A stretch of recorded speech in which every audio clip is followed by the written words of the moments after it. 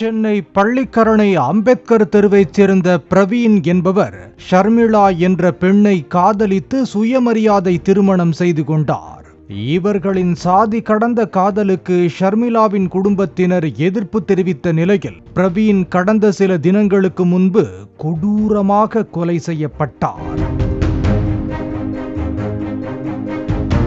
இந்த கொலை தொடர்பாக ஷர்மிளாவின் சகோதரர் தினேஷ் கைது செய்யப்பட்டுள்ள நிலையில் தனது கணவர் கொலைக்கு நியாயம் கிடைக்கவில்லை என்று ஆதங்கம் தெரிவித்த ஷர்மிளா கடந்த 14ஆம் தேதி தூக்கிட்டு தற்கொலைக்கு முயன்றார். அவரை மீட்டு மருத்துவமனையில் சிகிச்சை பெற்று வந்த நிலையில் ஷர்மிளா உயிரிழந்தார். அவர் எழுதிய உருக்கமான கடிதத்தில் தன்னால் பிரவீன் இல்லாமல் இருக்க முடியல என்றும் தான் சாகப்போவதாக தெரிவித்துள்ள ஷர்மிளா தனது சாவிற்கு தந்தை துரைக்குமார், தாய் சரளா, சகோதரர்கள் நரேஷ் மற்றும் தினேஷ் ஆகியோர்தான் காரணம் என்றும் தெரிவித்துள்ளார். பிரவீனை என்கிட்ட இருந்து பிரிச்சு வாழ விடாம பண்ணிட்டாங்க, நானும் அவன் இருக்கும் இடம் தேடி போறேன் என்று எழுதி வைத்திருந்தார்.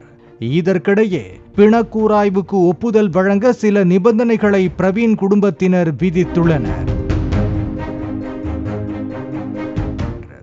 அதன்படி பிரவீன் ஆணவ கொலையில் தொடர்புடைய துரைக்குமார், நரேஷ் உள்ளிட்ட அனைவரையும் கைது செய்ய வேண்டும், பிணக்கூராய்வை வீடியோ பதிவு செய்ய வேண்டும், தாங்கள் சொல்கிற மருத்துவரை கொண்டுதான் பிணக்கூராய்வு செய்ய வேண்டும் என்று கூறியுள்ளனர்.